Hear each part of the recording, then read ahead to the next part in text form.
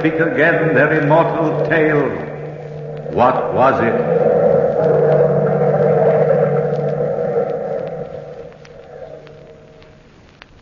All right, then. What was it? What was it? Nobody knows. But the house was haunted by something or somebody. The boarders here at Mrs. Dimity's boarding house didn't believe in ghosts either, myself included. But we were curious about them. That's why we voted to move into the old brownstone house on 49th Street. And once we were in, we were still convinced that ghosts don't venture abroad in a New York tenement building. The only one who wasn't quite convinced that ghosts exist only in storybooks was old Mrs. Dimity herself. But her favorite roomer, young, handsome Ned Saunders, and myself, I'm Dr. Hammond, we refused to believe the ghostly nonsense. Anne Mitchell, the young sculptress who lived there, was frankly curious, while the Countess Harkavy, a fortune-teller of some renown and a psychic of questionable fame, was delighted at the idea of living in a haunted house. That was in a business way, of course. It was around 11 o'clock at night when the boarders, who were then assembled in that dark, dreary living room, first heard what some claimed was a ghostly presence.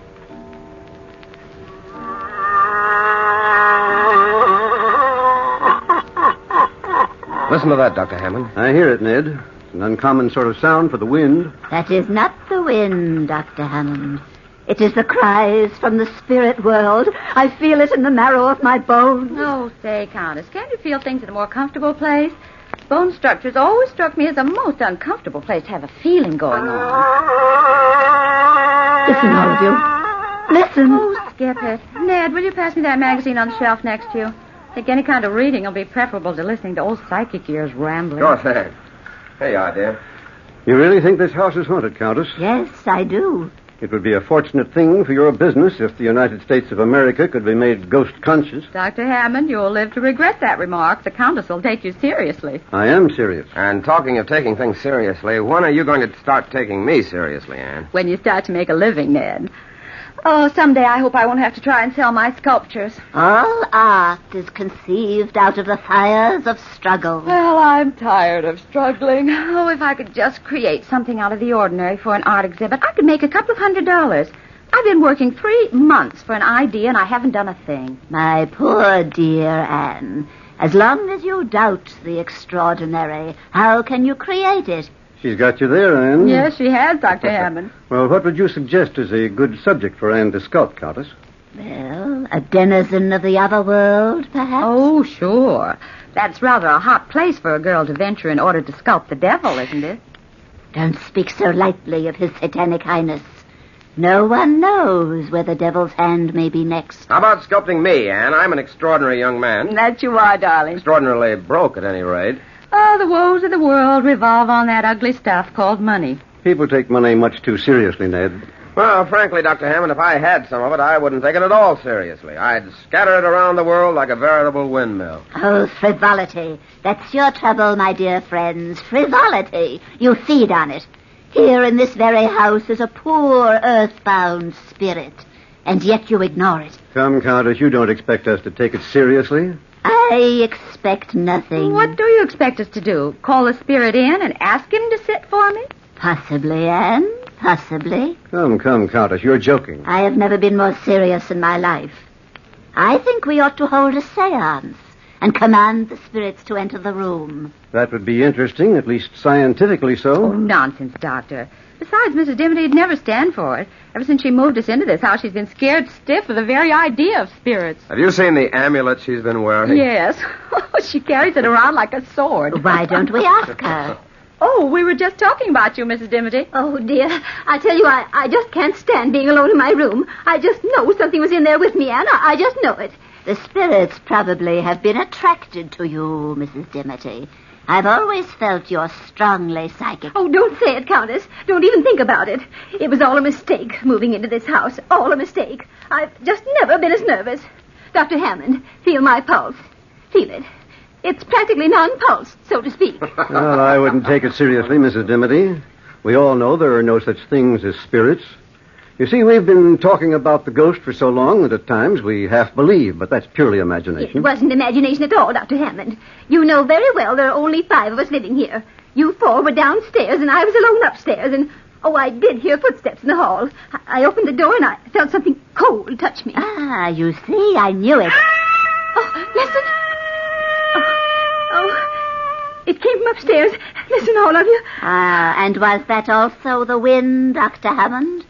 I don't know, Countess. What do you think, Ned? I think the Countess' idea of a seance is a good practical suggestion. I'm all for it. A seance? Oh, dear. Yes, let's give it a try. Well, we're all agreed. Yes, of come on, course. Les. I think it's a good You're idea. in charge, Countess. Now tell us what to do. Well, now, for the first thing, bring your chairs into a circle, please. Oh, dear. I think I want back in the show. Now, hold hands. Will someone turn off the lights? I'll get the switch. Good. Now we're in the dark. Quiet, please. Quiet while I summon the spirits.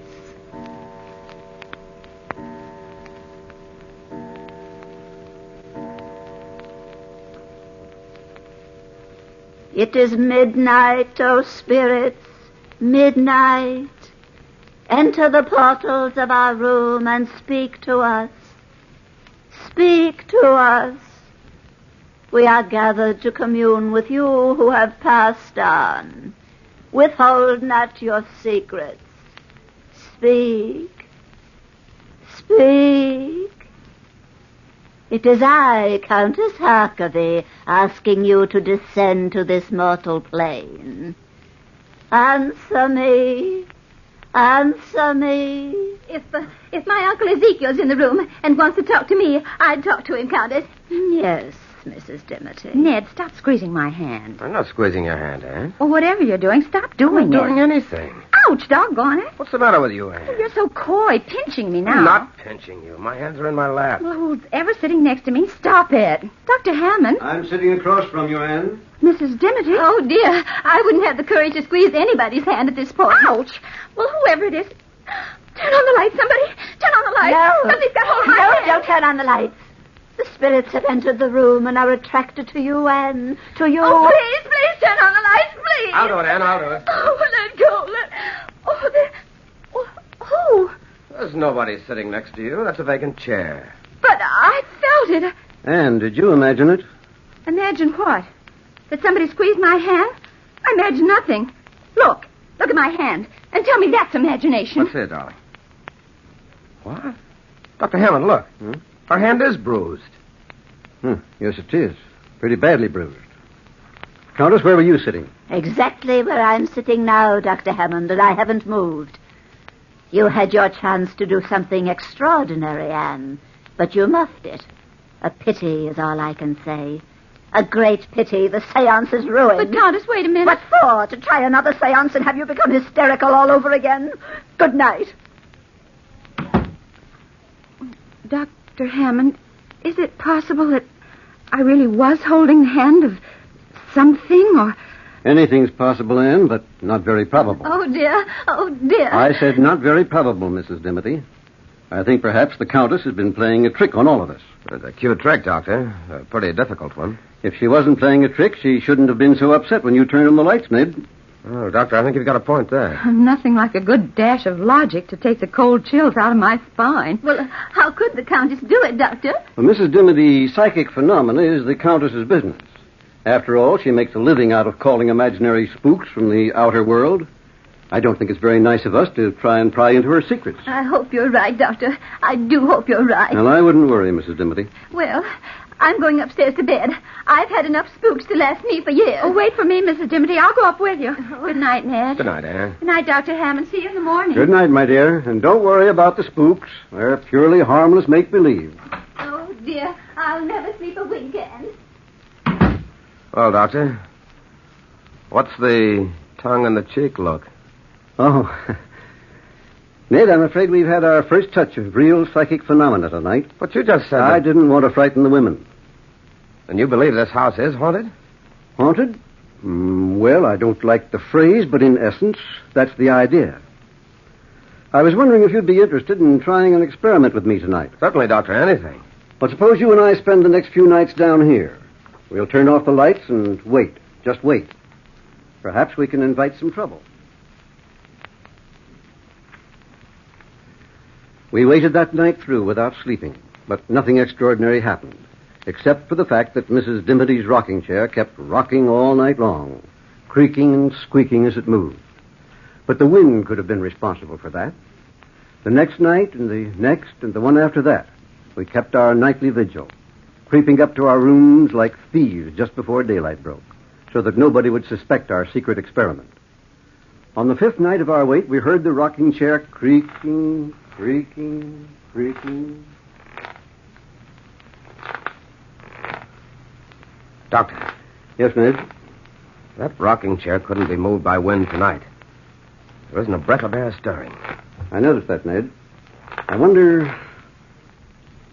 Listen. Yes, the creaking stopped. Same as usual. I'll try to get some sleep. I can't. I'm as nervous as a cat over this whole thing. Yes, I'm jittery, too. Ouch, let me... What's the matter, Ned? I don't know. Somebody's attacked me. Help me, Doctor. Yeah. Help me. It's got its arms around my throat. There, I feel it. We'll find out who this ghost is in a short time. There, I've got his arms, Ned. My throat. Let go of my throat. There. It's hurt. Can you hang on to him alone, Doctor? I think so, but he's as strong as an ox. No, you don't. Listen to him, will you, Doctor? His voice certainly doesn't sound human. Turn on the lights, Ned, while I hang on to him. We'll find out who this practical prankster is. I'm afraid to let him go, Doctor. I can handle him, Ned. You turn on the lights. Hurry, Ned, hurry. All right, of course. There you are. No, wait. Doctor, where is he? He's right in front. I've got him by the arms. I'm hanging on to it.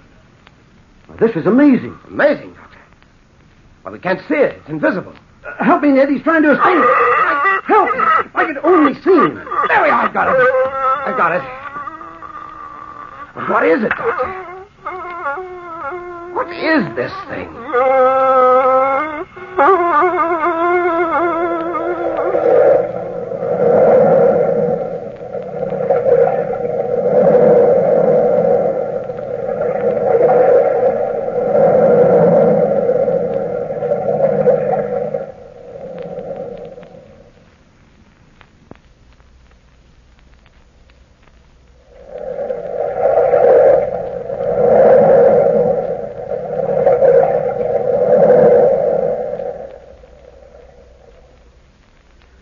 What was it? I didn't know as I held the grisly thing in my arms. It struggled and sobbed and moaned exactly as a beast would struggle and moan. An invisible beast. That was the horror of it. An invisible beast. I sent Ned to the basement of the old brownstone to get some stout rope. At least we could prevent this horror from escaping. That's what I thought then. Well, Ned returned shortly from the basement and opened the door. Here you are, Dr. Hammond. Oh, quickly, Ned. Bind its legs. I can't hang on to it much longer. Not as young as I used to be. All right, Doctor, I'll manage. Somehow I try to hold him on the floor. Yes, of course. There you are, Ned. Now, quickly. Its feet are still for the minute. There. I got the rope about him. Look. Huh? A perfect loop around nothing but empty air. Hold him and I'll bind the rope around him. Oh, quickly, Ned. There we are. That covers his feet. And I'll bring it up here and around his legs. Here, give me the rope and I'll bind his hands. All right. We're getting him bound up like an Egyptian mummy. There, that does it. What a relief to be able to let that awful thing go. All right, I'll take the rope now, Doctor, and bind it to this chair. He won't get away now, I'll guarantee that. It isn't very large, is it? No, about the size of a small boy. Yeah, but what is it? Have you ever encountered anything like this before? Well, frankly, Ned, never. Look at my hands, bitten and bruised. I wonder if I'll ever be able to move them again. What are we going to do with the darn thing now? I don't think that's our responsibility, Ned. I think we'd better call the boarders together and let them in on the secret. Would you like me to get them, Doctor? Yes, wake them up. But don't tell them why. Just ask them to come down here, and I'll throw this rug over the chair so that they won't see the ropes right away.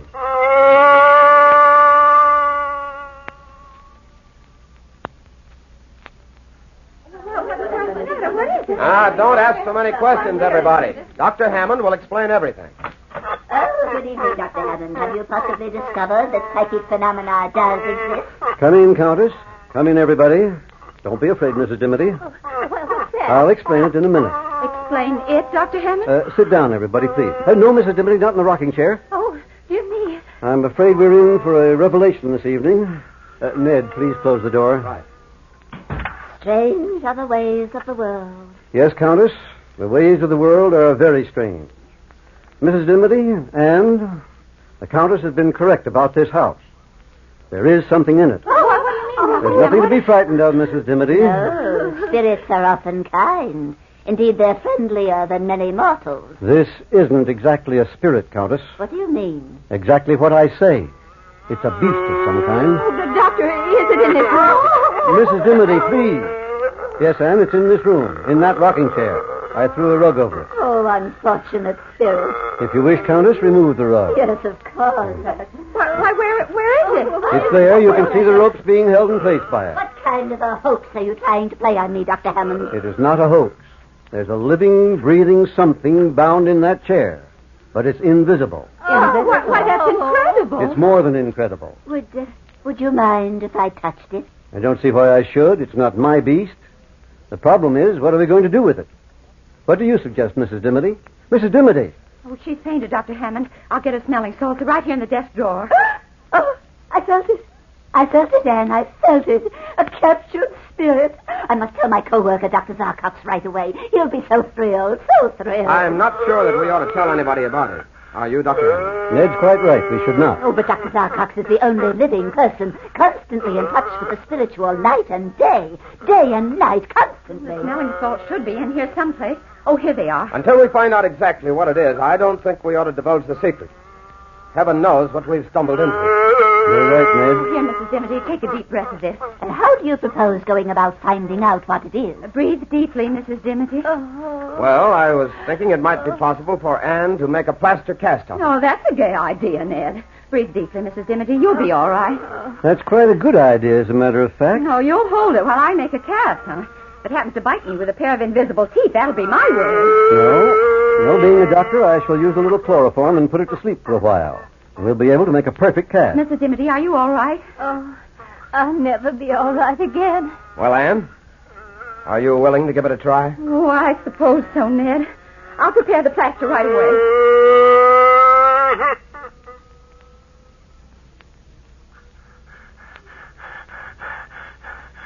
There we are, Anne. The chloroform has worked perfectly.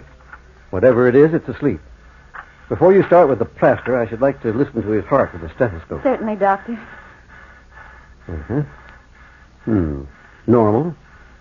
A little faster than is normal for a human being, but maybe we're not dealing with a human being. Yes, Doctor, that's very possible. Ned, would you hand me that container near you? Certainly, Anne. Here you are. Thanks, Ned. Well, Dr. Hammond, are you ready? Yes, Anne, whenever you are. We might as well start. 2:00. We ought to be through by 7. And so Anne started to work to cover that invisible form with moist plaster. We watched her spellbound. The hideousness of the rough object which soon met our eyes was appalling. Anne's hands shook perceptibly as she forced herself to complete what she had started. Minutes changed into hours. The mold was completed, and we had a rough idea of this figure. Then Anne allowed the mold to dry. By morning, we had a rough facsimile of the invisible beast. How can I describe what it looked like, when it looked like nothing so much as a demon out of hell itself? Yes, shaped like a man with long, sinewy arms, but it was small, only 4 feet or so high. Its muscular development was amazing, and the face looked like a cannibal's, a demon.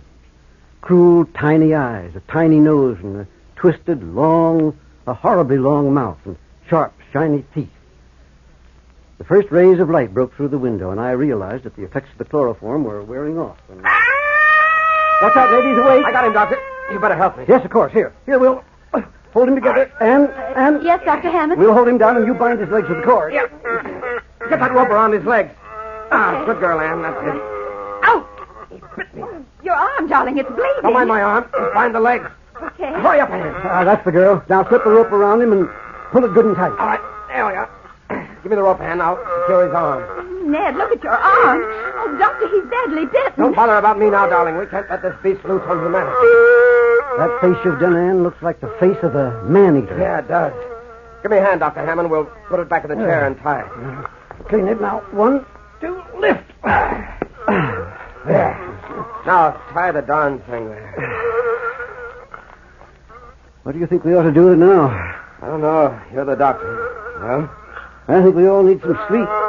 First, I'll tend to that arm of yours, Ned, and then we'll leave the thing here for a while. Doctor, do you think we dare leave it here quite safely? Well, judging from the way Ned's got it tied up, I think so. Not even a spirit could get out of those ropes. Come on, Ned, I want to take a look at that arm of yours. Oh, I'm tired. I'll leave the little statue in here till morning. You know, Doctor, that makes an interesting study, doesn't it? Yes, quite an interesting one. Extraordinary piece of work, one might say. Well, good night, Anne. Come on, Ned, let's get that arm bandaged. We'll all think more clearly in the morning.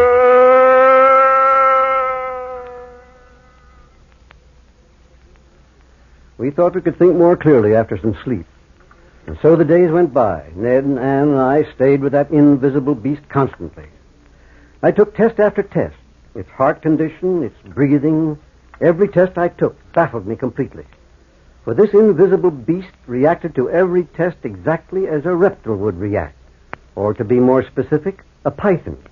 A type of snake which swallows an animal or a man whole and then digests it. As the days passed, we realized that since this was living matter, it must eat. We tempted it with every kind of food imaginable, tried force-feeding it, but the animal never swallowed one bite of food. And then one evening, all of us were collected in the living room when those horrible sounds started. Oh, I tell you, Ned, it's hungry. Anne, darling, we've tried feeding. But you've got to get it out of this house. I can't take it any longer. Capturing a spirit will evoke the anger of the gods. My advice to you is to let it go. That's not very good advice, Countess. Whatever this is, it would be fairly dangerous loose. Oh, isn't there anything we can feed it? It must be suffering horribly, Doctor. No food or water for 2 weeks. Yes, Anne, there is something we can feed it, but unfortunately or fortunately, we can't. What are you talking about, Doctor? Human flesh, Ned. This creature is a man-eater, an invisible man-eater. There's only one thing for us to do. Call the police and the medical society and turn it over to them. There's nothing more we can do. Oh, you'll regret this, Doctor. You'll regret it. You can't evoke the anger of the spirit world without payment in full. Anne, will you make the call? Certainly, Doctor. I'll go with you, darling. Don't tell them anything about it. Just ask them to come over here immediately.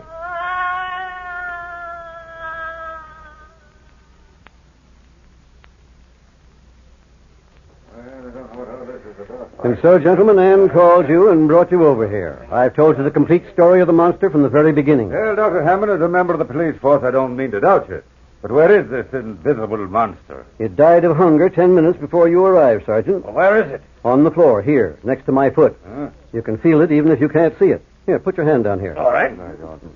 Sergeant, feel this. It feels like a dead man. I tell you it does. Look at that. Sure, Doctor. What kind of a trick are you trying to play on it? Trick, Sergeant? Take my word for it, it's no trick. You felt it yourself. Many people know how to make a mass of material appear invisible. Chemistry can give you a lot of explanations of that kind of a hoax. It's no hoax, gentlemen, on my word of honor. It's no hoax. Tell us a better story. Come on, boys, let's get out of here. Let's get out of here. We enjoyed your fairy tale, Doctor, but we can't swallow that one But, whole. gentlemen, ask any one of us in this room. I swear to you, it's the truth. Look in the corner at that statuette. That's an exact replica of the invisible beast. Now I get it. You're trying to get some free publicity for the art exhibition at the museum. No, gentlemen, I made that plaster cast myself from the invisible monster. Dr. Hammond's telling you the truth. Yeah? Well, if it's the truth, what was it? What was it? Frankly, gentlemen, I don't know what it was.